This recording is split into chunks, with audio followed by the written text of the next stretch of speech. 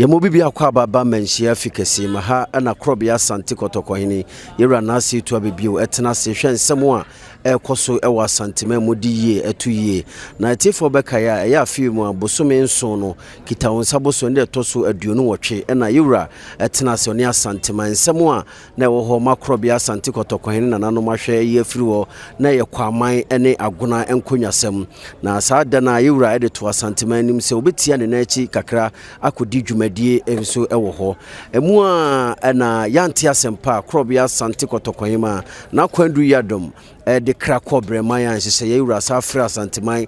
to omanim se okra o se ka wotia ne na echi nanso de abani ese wo hwe na yetoto ne oma na yegya yabrewa ekwan enne ana abrewa yipoma kwam a yewura ese tena se Asanteman na nsemu enne wo ho a yewura behwe aka ma asomdua ba rawra enkonwasem rawra nsem ebeto yewura nim efa sabi wo hina okwakura na aka se bepenese na mu na mentime ho ase ne enema ba ko mienu miensa bi akoso wo ho a yewura ne tenase ewa Asanteman ready kan o close cancer ne na ebroa bie poma kwam a yewura tenase ahwe rawra enkonwasem na wode yi atoyie efriwa se dem dika kan se kwaman ensem beto yewura nim ahwe mu sisi ma no krebia wombia no adedi yewura ma kwanse abranti ayi ne yemfa no kusi apatam na mamra ne amane bia no yenya mfamfiri ho abranti eso achi no kura ma no cross waso achi ne ene yeba besire nsoaye ewo manhia fikesem ede ama no tibibia momu a ene kwaman ensu benye ohene na ono so akohwa mampuntu ane asomdua yewura epe amana Asanteman ne Ghana no